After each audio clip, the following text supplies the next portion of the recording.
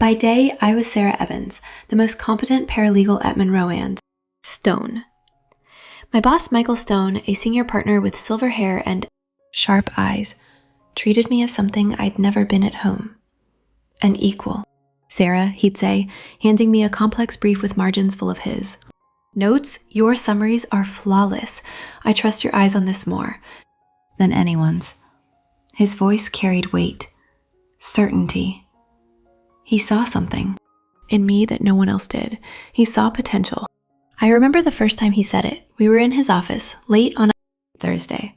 The city lights were flickering on outside the window. He'd just finished reading my analysis of a trust dispute case. He looked up, took off his reading glasses, and said, "You should be in law school. Sarah, you have the mind for it." I'd laughed it off. "Maybe someday," I'd said. But that night, I went home and Googled LSAT prep courses. It was the first time anyone had ever told me I could be more than I was. Michael became the architect of a dream I didn't know I was allowed to have. Law school. It wasn't just a career path, it was an escape hatch. A pinprick of light at the end of a long, dark tunnel I'd been crawling through my entire life.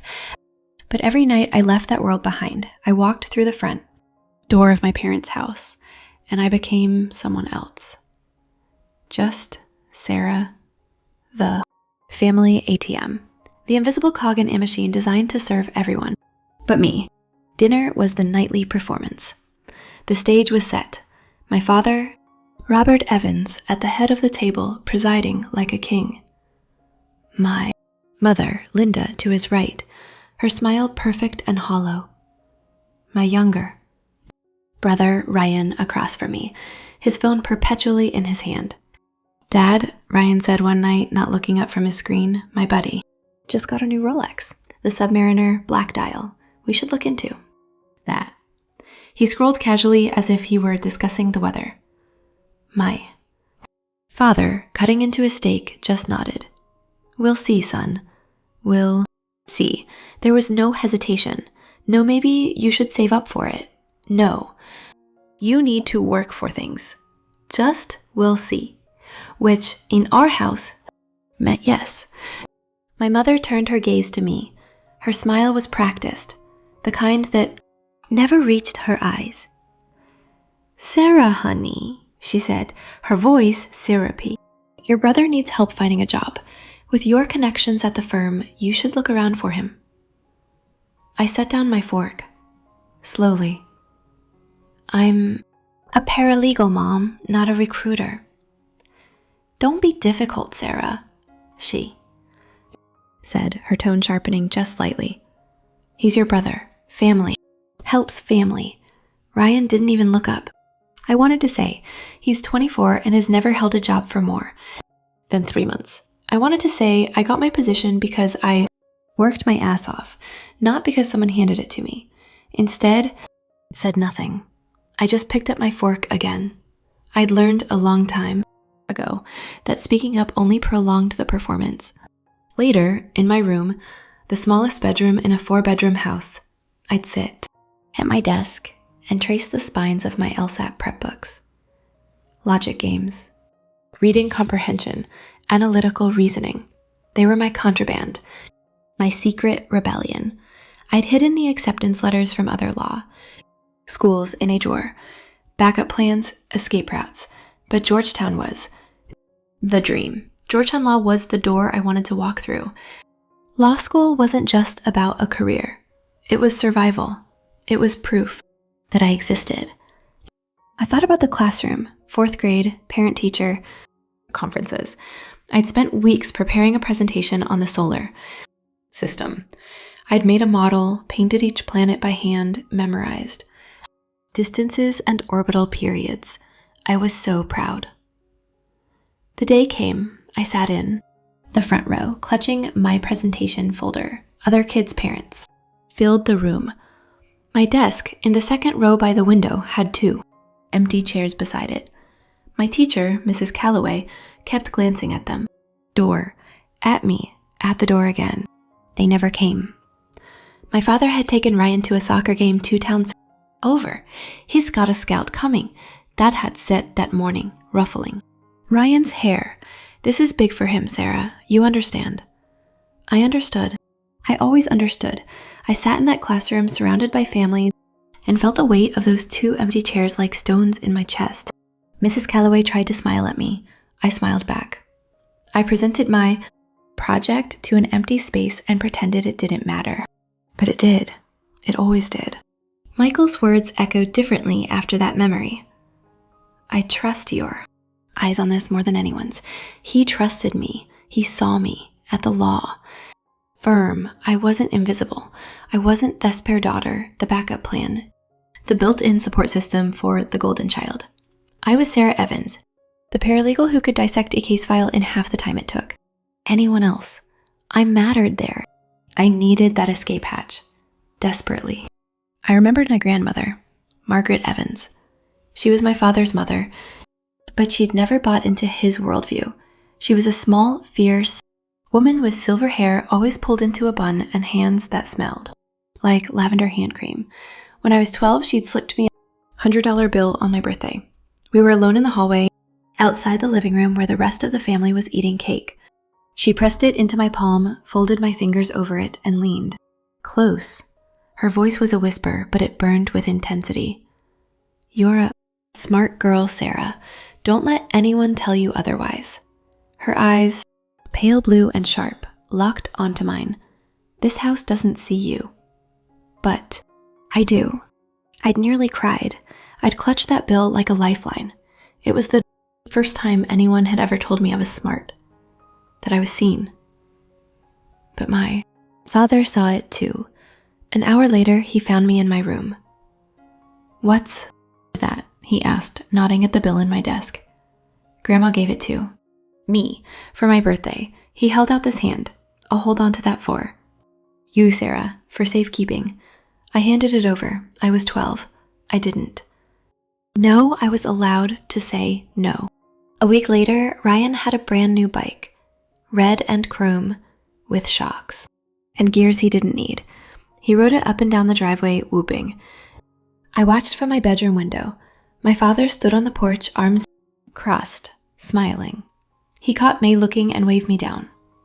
You're the big sister, he said, his hand heavy on my shoulder. You understand, right? He's younger. He needs things. I nodded. I understand. And I did. I understood that my grandmother's love came with a price. I understood that nothing I was given would ever really be mine. Years later at her funeral, the family lawyer read her will. To my granddaughter, Sarah Margaret Evans, I leave a trust fund to be used solely for her education in the amount of $150,000. I'd been standing in the back of the room. My heart had stopped. A trust fund. For me. For my education. My father had. Stepped forward immediately, his hand raised like he was answering a question. I'll manage it, he'd said smoothly. As her father and trustee, I'll make sure it's used appropriately. The lawyer had nodded. I'd felt a swell of relief at the time. Dad was protecting it, keeping it safe, making sure I didn't waste it. I was so naive. Now, years later, I sat at my desk in that tiny room and did the math. $150,000. Enough for 3 years of law, school tuition, maybe 4 if I budgeted carefully. Enough to change everything, but I'd never seen a single statement. I'd asked once a few years ago, Dad, can I see the trust account just to know where it stands? He'd barely looked up from his newspaper. It's fine, Sarah. It's all under control. Don't worry about it. I didn't push. I'd learned not to push. But I was saving my own money. Now, every paycheck I skimmed what I could and hid it in a separate account my parents didn't know about. $50 here, $100 there. It was slow, painful work, but I was doing it. I was building my own escape hatch, brick by brick. I didn't need them. I didn't need their permission. I would get there on my own. I opened my LSAT prep book, logic games, conditional reasoning, necessary and sufficient conditions. It felt like learning a new language, one where fairness and logic actually mattered, one where the Rules apply to everyone equally. I traced the practice question with my highlighter. If A, then B. If not B, then not A. Clean, clear. Simple. I wished life worked that way. Downstairs, I heard Ryan's voice rise in excitement. My father laughed, deep and approving. My mother's voice chimed in, lighter, joining the harmony. I closed my book. I stared at the wall, and I promised myself, for the 1,000th time, that I would get out. The email arrived on a Tuesday, March 14th, 10:42 a.m. I was at my desk, at the firm, working through out-of-position transcript, my highlighter, poised over a key statement. My phone buzzed. I glanced at the dock. Notification, Georgetown Law, subject line, your application decision. I stopped breathing. My hand hovered over the phone. I couldn't move, couldn't think. This was it. This was the moment that would decide everything. I picked up the phone. My hands were shaking so badly I nearly dropped it. Unlocked the screen, tapped the email. The loading icon spun. It felt like hours. The office air conditioning hummed. Someone's phone rang. Down the hall. The email loaded. Congratulations, Miss Evans. It is our pleasure to offer you admission to Georgetown University Law Center for the fall semester. I couldn't read the rest. My vision blurred. I set the phone down carefully, like it might shatter. I pressed my palms flat against the desk. I was in. I was actually in. Georgetown Law, one of the best law schools in the country. They wanted me. They saw what Michael saw. I was good enough. I was more than good enough. For the first time in my life, I felt like I could breathe. I picked up the phone again, hands still trembling, and scrolled through the email. Full acceptance. Start date, late August. Tuition, information attached. I opened the attachment. My stomach dropped. $65,000 per year, times 3 years. I did the math quickly. With living expenses, books, fees, I'd need at least $200,000, maybe more. But I had the trust fund, Grandma's trust, $150,000. It wouldn't cover everything, but it would cover most of it. I could take loans for the rest. I could do this. This was what it was. 4. This was exactly what Grandma had wanted. I closed my eyes. I remembered her voice. You're a smart girl, Sarah. I could almost feel her hand on mine, the smell of lavender, the weight of her belief in me. I whispered to the empty office, I did it. Grandma, my voice cracked. I didn't tell anyone at work. Not yet. I wanted to tell my family first. I wanted, foolishly, desperately, for them to be proud. I imagined my father's face when I told him. Maybe this would be the moment he finally saw me. Maybe this achievement was big enough to matter. That night, I did something I hadn't done in years. I asked for something. I found my father in his study. He was hunched over a desk covered in bank statements and bill printouts, apron in his hand, reading glasses, perched on his nose. The room smelled like old wood and stale coffee. Dad? He grunted, not looking up. I stepped inside, my heart pounding. Dad, I have some incredible news. He sighed, still not looking at me. What is it, Sarah? I got into law school. The pen stopped moving. He set it down slowly and looked up. His expression was unreadable. Law school? He repeated, as if I'd said I was joining the circus. What are you talking about? Georgetown Law, I said, my voice stronger now. I applied, I got in. I start in the fall. He leaned back in his chair, his jaw tightened. That's ridiculous. The word hit me like a slap. What? You're not. Cut out to be a lawyer, Sarah. I felt the air leave the room. Dad. You're fine where you are, he interrupted. You have a good, stable job. That's what girls like you need. Stability. Girls like me? I repeated, my voice hollow. Michael, my boss, he thinks I can do it. He's the one who encouraged me. My father snorted. He doesn't know you. He sees you for a few hours a day in an office where you do grunt work. That's not the same as being a lawyer. I want to try, I said, hating how small my voice sounded. I need to try. He stood up and suddenly the room felt smaller. He crossed his arms, looking down at me. Sarah, this fantasy needs to stop. You're 26 years old. You should be thinking about settling down, finding a husband, starting a real life, not chasing some pipe dream. It's not a pipe dream, I said, my voice shaking now. It's what I've been working toward for 2 years. And I don't need your permission. I swallowed hard. I need to access my trust fund. Grandma's trust for tuition. The silence that followed was suffocating. My father's face went from irritation to something colder, harder. No, the word was flat, final. What? You're not using that money for law school. Dad, it's for my education. I said, my voice rising. That's what Grandma wanted. That's what it's for. That trust, he said, his voice dropping to a dangerous low, is for an emergency, a real emergency, not for some fantasy. This is my future. Your future, he snapped, is right here. You have a job. You have a family. You don't need law school. Dreams don't pay the bills. I stared at him. My throat was closing. Grandma left that money for me. She was clear. It's for my education. I am the trustee, he said, each. Word deliberate. And I say no. End of discussion. I felt the walls closing in, the room tilted. I turned and walked out. Before he could see me break, I found my mother in the kitchen. She was wiping down the counter. Same counter she wiped every night, even though it was already clean. Her hands moved in small, repetitive circles. Mom, I said. My voice was rough.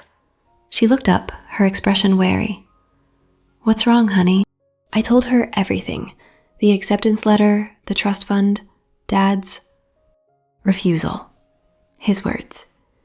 She listened, her hands still moving, still wiping. When I finished, she sighed. She set down the cloth.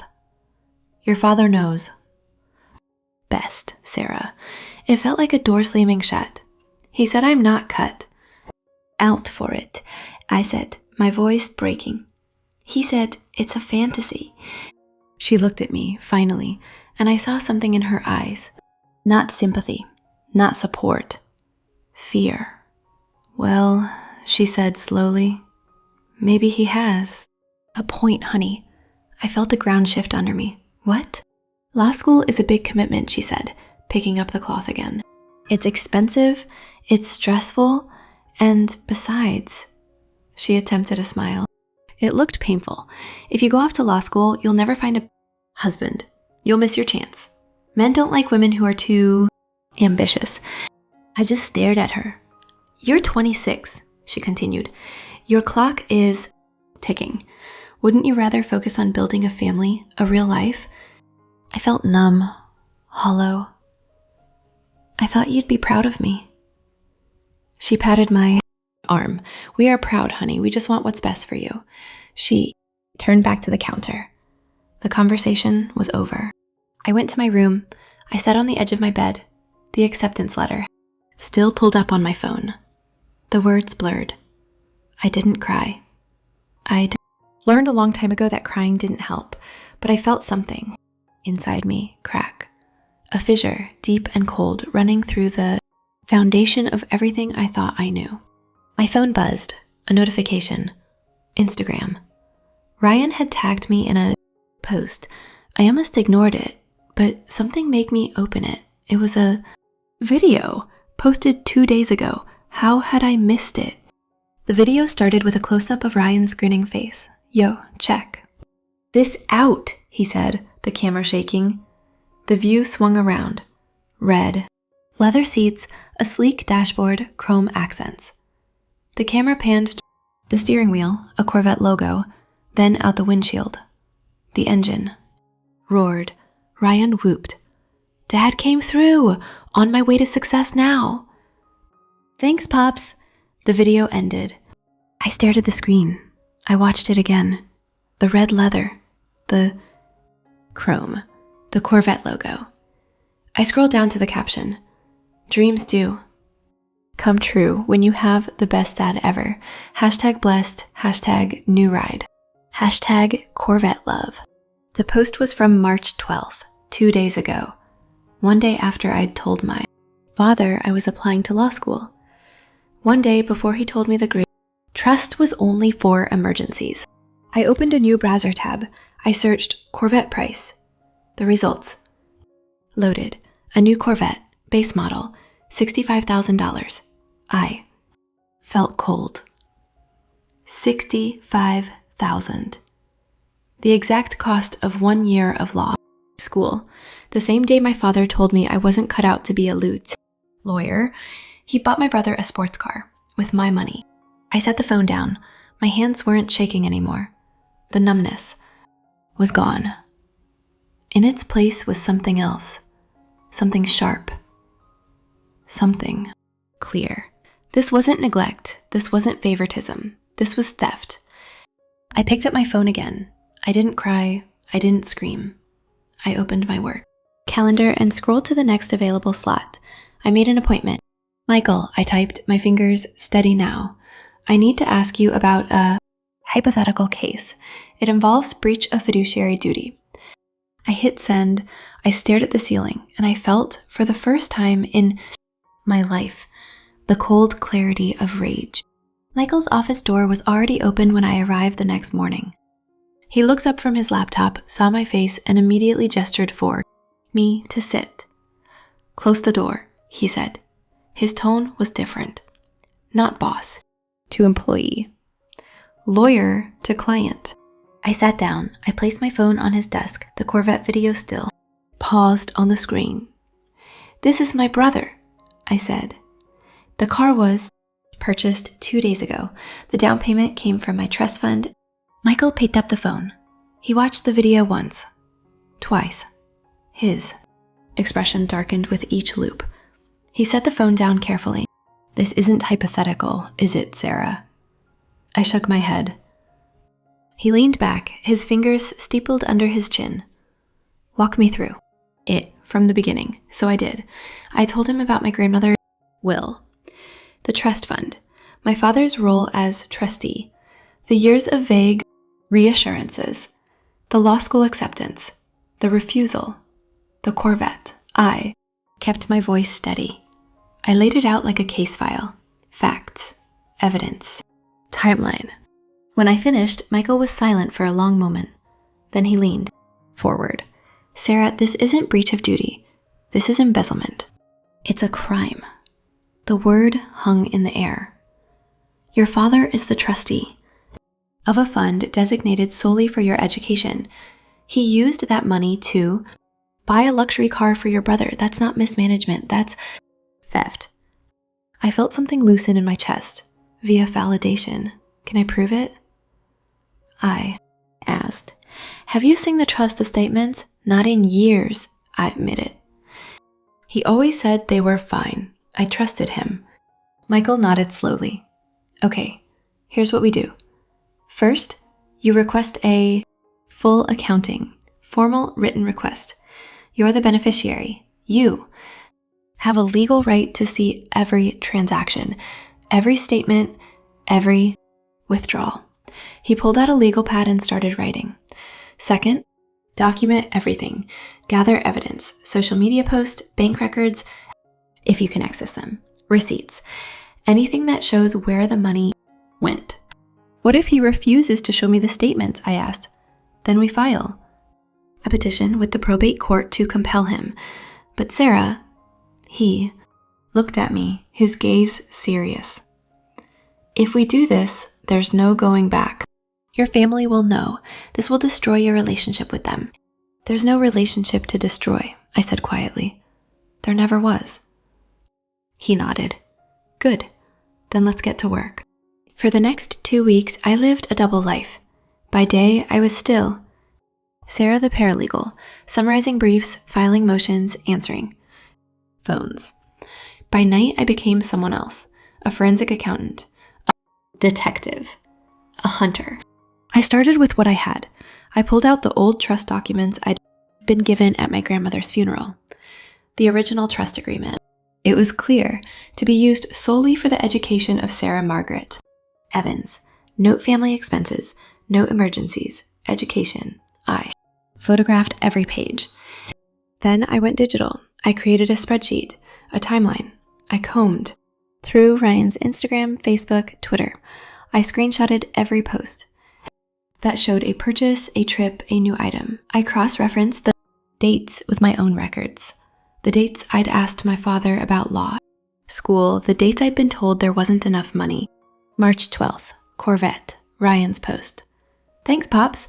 I searched for the car's VIN through a public records database. Purchase price, $68,000. Down payment, $30,000, the same. Amount I've calculated I'd need for my first year's living expenses. But I found more, so much more. I went back further, 2 years, 3. Ryan's Instagram was a timeline of excess. Designer clothes, tag, birthday gift from the fam, date, June 3rd, 2 years ago. I checked my own records. That was the month I'd asked my father if I could see the trust balance, just to plan ahead. He'd said, not right now. Sarah, I'm busy. A trip to Cancun, March of last year. Spring break with the boys. Thanks, Mom and Dad. I remembered that month. I've been studying for the LSAT, working overtime to save money for the exam fee. I'd asked my parents if they could help cover it. We're a little tight right now, Dad had said. The LSAT fee was $200. The Cancun trip, estimated from Ryan's photos and tag locations, cost at least $3,000. I kept digging. I requested my credit report. Clean. I requested any financial documents tied to my name. That's when I found it. A credit card I didn't recognize, opened in my name 4 years ago. The statements were being sent to my parents' address, but to my father's. Name, care of, me. I called the credit card company. I need to report fraudulent activity, I said. This card was opened without my authorization. Representative pulled up the account. Ma'am, according to our records, this card was opened with your social security number and a copy of your driver's license. My stomach dropped. Who has access to the account? The primary. Cardholder is listed as Robert Evans. You're listed as an authorized user. I closed my eyes. Can you send Meth a full transaction history? Of course. I'll email it within 24 hours. The email arrived the next day. I opened it in my locked bedroom, the door wedged shut with a chair. The attachment loaded. Pages and pages of transactions. Restaurants, golf courses, department stores, cash, advances. 4 years of spending. $60,000, $70,000, $80,000. All in my name, all paid off with, I cross-referenced the payment dates with my trust documents. Payments made from the trust account. He'd opened a credit card in my name, used it for himself, and paid it off with my education fund. My vision blurred. Not from tears, from rage. I compiled everything into a binder. Color-coded tabs. Section 1, Original Trust Documents. Section 2, Timeline of Requests and Denials. Section 3, Evidence of Misappropriation. Ryan's social media, dated and annotated. Section 4, The Credit Card Statements. Section 5, Financial Analysis showing the depletion of the trust fund. I added a summary page at the front. Evidence of embezzlement. Robert Evans, trustee. I brought it to Michael. He spent an hour going through it, page by page. When he finished, he looked up. His face was grim. Sarah, this is staggering. This isn't just the Corvette. This is years of systematic theft. He tapped the credit card section. This alone is identity fraud. He could face criminal charges. What do we do? I asked. We file a formal demand letter. We lay out the evidence. We give him 72 hours to respond. If he doesn't, we file a petition for removal of trustee and a civil suit for embezzlement and fraud. Will I get the money back? He met my eyes. If we can prove it, and we can, yes, with interest, and possibly punitive damages. He paused. But Sarah, there's something you need to understand. Your father will have to repay this. If he doesn't have the money, he'll have to sell assets. I finished. The house, the cars, whatever he takes. Michael nodded. This will destroy him financially. Are you prepared for that? I thought of the empty chairs at my 4th grade presentation. The stolen $100 bill. The years of being invisible. The Corvette. The credit card. The stolen future. Yes, I said. I'm prepared. But there was one more thing I needed to do. I needed to know the full extent of the damage. I filed a formal request for a full accounting of the trust. Certified mail. Return receipt requested. My father would have to sign for it. He'd know I was coming. 3 days later, my mother knocked on my bedroom door. I was at my desk cross-referencing another batch of statements. Sarah? Her voice was tight, nervous. I opened the door. She stood there, twisting her hands, her smile strained and fake bright. You've been working so hard lately. Are you okay? I'm fine, Mom, she said, stepping inside without invitation. Ryan just loves that car. He's so happy. It's really given him a boost of confidence. I stared at her. That's nice. He didn't mean anything by it, He didn't ask your father for it. Your father just wanted to do something nice for him. She was defending them already. I see. You understand, don't you? She reached out as if to touch my arm, then thought better of it. Always been the mature one, the responsible one. Ryan's still figuring things out. He needs support. And I don't? I asked quietly. Her smile faltered. Of course you do, honey. But you're already so successful. You have a job, you're stable.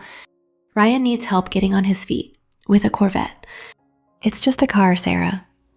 I turned back to my desk. I'm busy, Mom. She hesitated. I could feel her hovering behind me. Sarah, if there's something bothering you, if you're upset about something, you can talk to me. I looked at her over my shoulder. Can I? She flinched. Of course you can. Okay, I said. I'm upset that Dad used my education fund to buy Ryan a car. The color drained from her face. I'm upset that you stood there in the kitchen and told me I should give up on my dreams so I can find a husband. She opened her mouth, closed it. I'm upset that for 26 years I've been invisible in this house unless someone needs something from me. Sarah, I'm done talking, Mom. I turned back to my computer. She stood there for a long moment. Then she left, closing the door softly behind her. I listened to her footsteps retreat down the hall. I saved my spreadsheet. I added a new line to the timeline, Mother's attempt at damage control, and I kept working. The formal demand letter was sent 3 days later. Michael had drafted it. It was surgical, professional, devastating. It outlined every misappropriation, every transaction, every lie. It demanded full repayment within 72 hours. My father called me an hour after he received it. I didn't answer. Called again and again, 12 times in 2 hours. I let every call go to voicemail. I listened to the messages later, my phone on speaker, while I ate dinner alone in my room.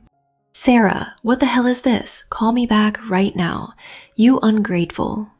Little, call me back. This is insane. You're trying to destroy this family. Fine, don't call. But this isn't over. You hear me? This isn't over. The last message was different, quieter, scarier. You have no idea what you've started. You're going to regret this. I saved every voicemail. Evidence of harassment. The next day he came to the firm. The receptionist called up to Michael's office. Mr. Stone, there's a Robert Evans here to see Sarah. Michael and I exchanged a glance. Tell him she's unavailable, Michael said, and call security. If he refuses to leave, have him escorted out. I heard my father's voice through the phone line. I'm not leaving until I see my daughter. Michael took the phone. Mr. Evans, this is Michael Stone, Sarah's attorney. From this point forward, you will have no direct contact with my client. Any attempt to do so will be considered harassment. We will see you in court. He hung up. He looked at me. He won't respond to the demand. He's too arrogant. We filed the petition tomorrow. I nodded. My hands were steady. Good. I called the family meeting, Sunday dinner. It felt fitting. The stage, where I'd been humiliated so many times, where I'd been told I wasn't good enough, smart enough, important enough. It was time to flip the script. I arrived early. I set 3 identical binders on the table. Black covers, white labels, evidence of embezzlement, one in front of my father's seat, one in front of my mother's, one in front of Ryan's. I sat down in my usual chair, the one with the least comfortable cushion, and I waited. They arrived together, as always. Ryan came in first, phone in hand, mid-text. He glanced at the table, at the binders, but didn't register them. My mother followed, carrying a casserole dish. She froze when she saw me, when she saw the binders. Sarah, what's this? My father came in last. He was already angry. I could see it in the set of his jaw, the way his hands were clenched. He saw the binders and went still. What the hell is this? He demanded. Sit down, I said. My voice was calm, even. It didn't sound like mine. What? Sit down. Ryan finally looked up from his phone. He saw the binders. He saw the labels. What? Is this a joke? My mother sat slowly, her hands shaking.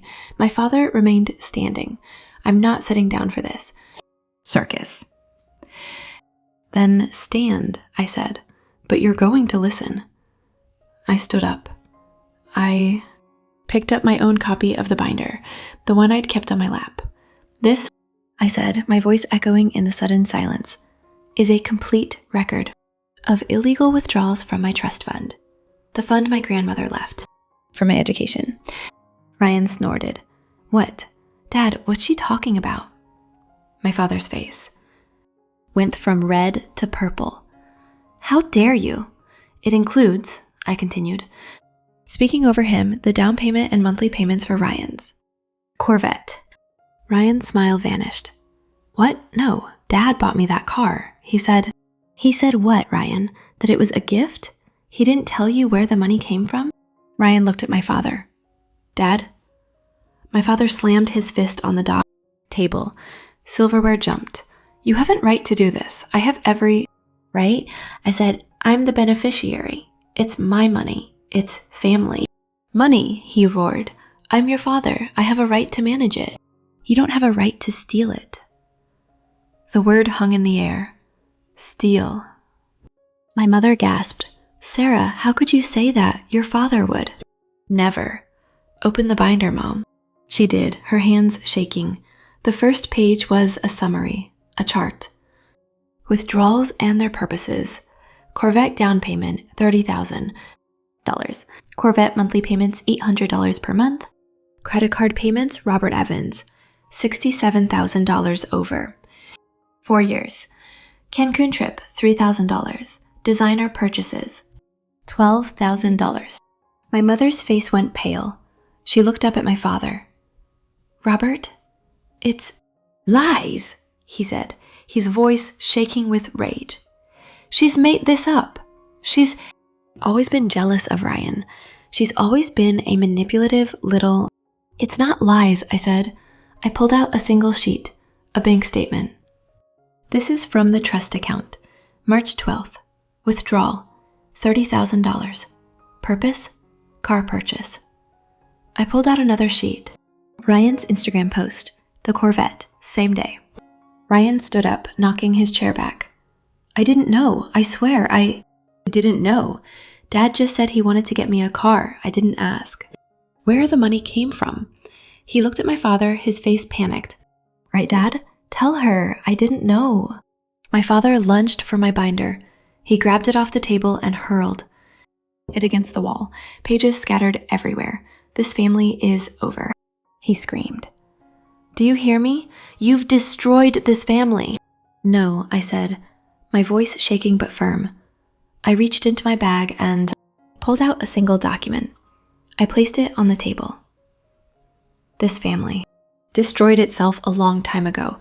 I'm just exposing it. I pushed the document toward him. That's a formal demand letter, drafted by my attorney. You have 72 hours to respond with a plan for full repayment of the embezzled funds.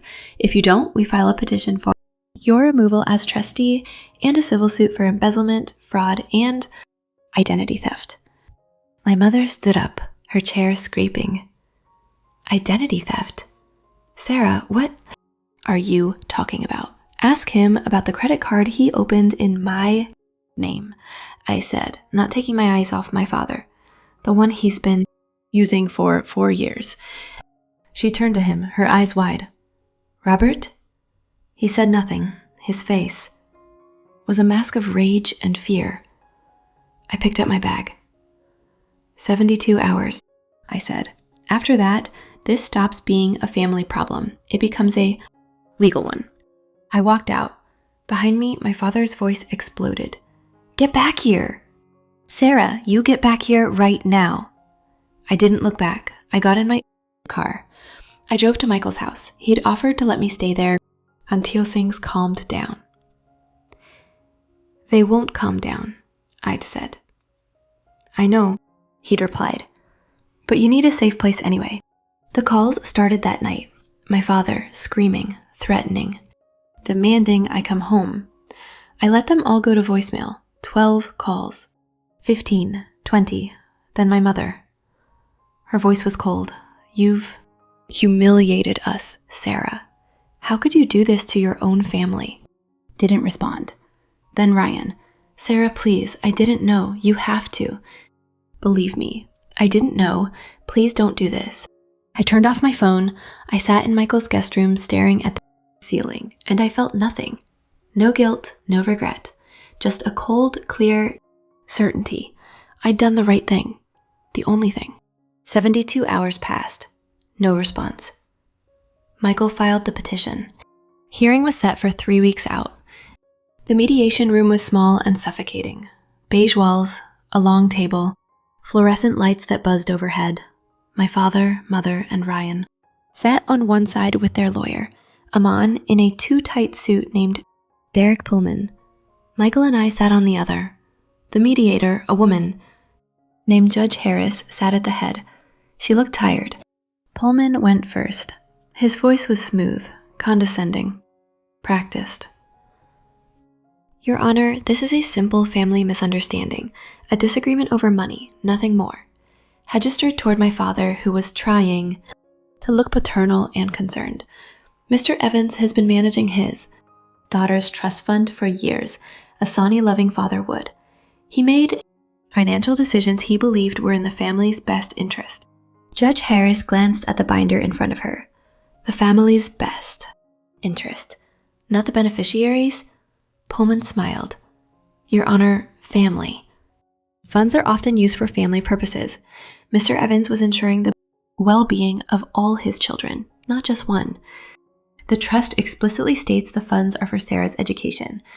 Judge said flatly, I'm aware, Your Honor, but Mr. Evans maintains that his decisions were made in good faith. He believed he could buy his son a Corvette with his daughter's tuition money, Michael said, his voice cutting through the room like a tough blade.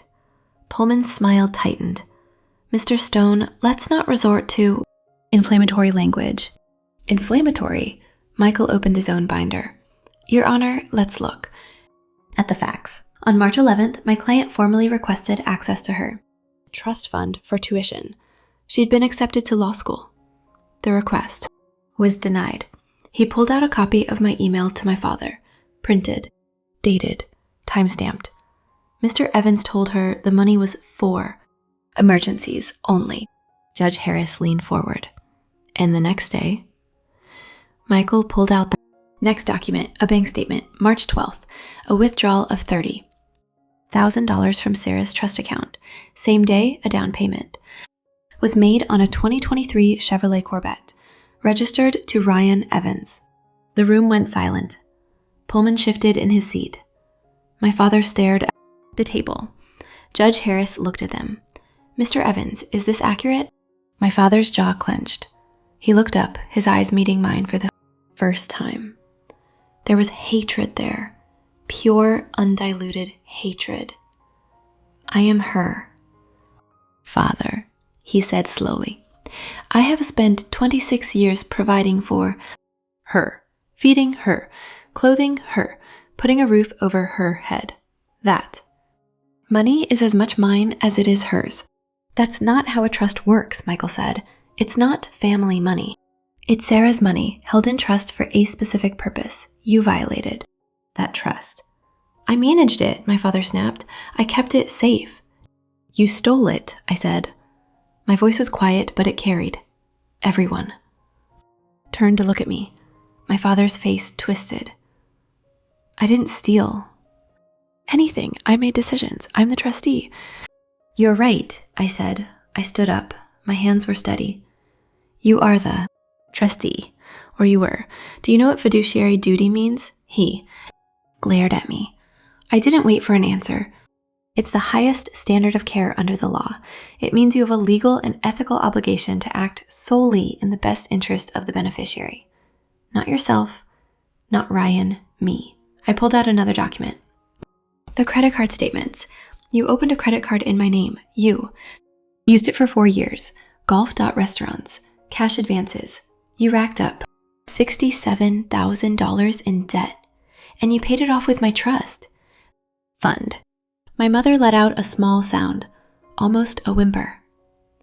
Ryan was staring at his hands. My father said nothing.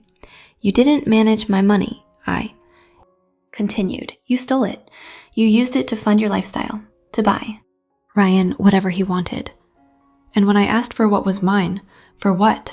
Grandma left me. You told me I wasn't good enough. My voice didn't shake. I'd practiced this. In Michael's guest room.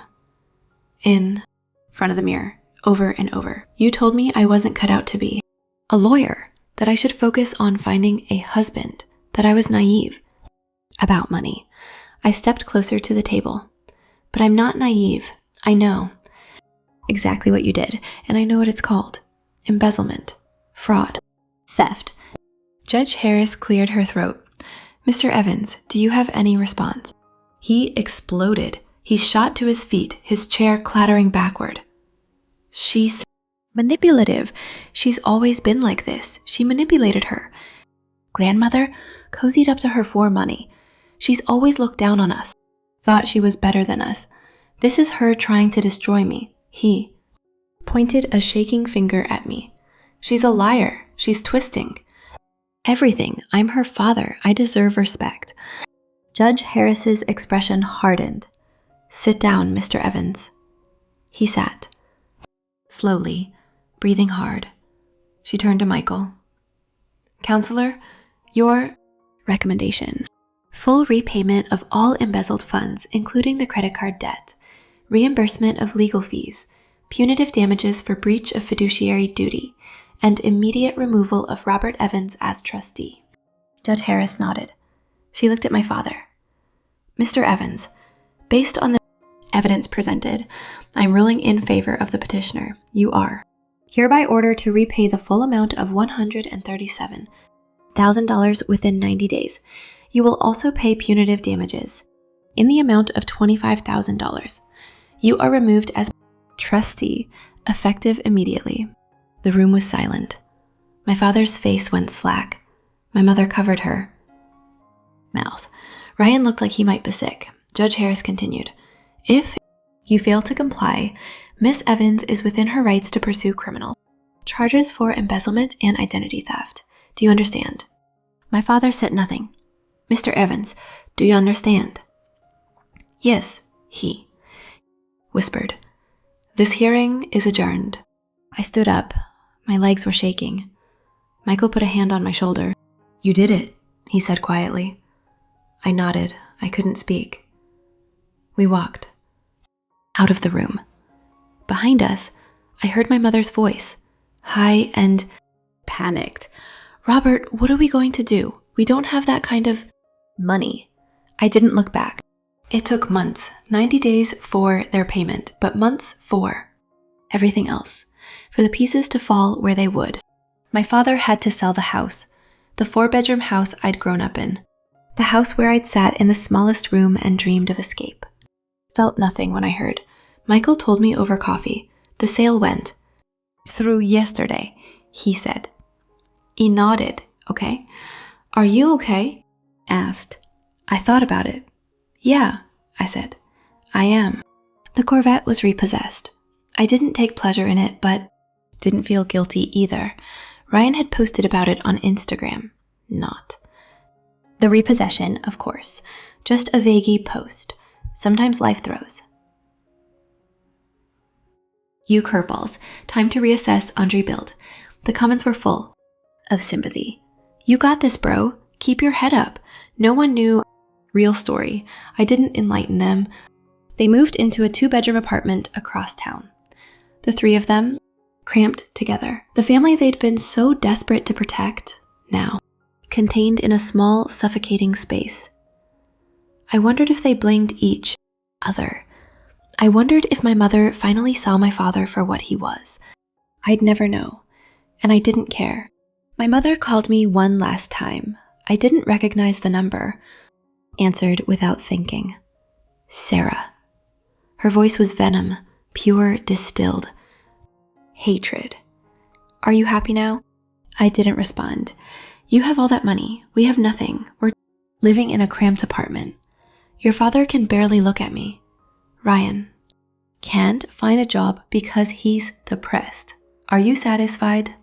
I thought about the empty chairs, the stolen birthday money, the years of being invisible, the Corvette, the credit card, the denial. "Mom, I said, my voice calm. "I have to go. I'm studying for my finals." I hung up. I blocked the number. I changed my phone number the next day. That spring, I moved to Washington, D.C. Georgetown Law had deferred my admission by a semester, given the circumstances. I didn't mind. It gave me time to prepare, to save, to breathe. My new apartment was small, a studio in a building full of other students. The walls were white, the floors were scuffed, the kitchen was barely big enough for one person. It was mine. I unpacked my boxes, law textbooks, LSAT prep books, highlighters, pens. I lined the shelves. With them, a rainbow of spines and covers. My armor, my weapons.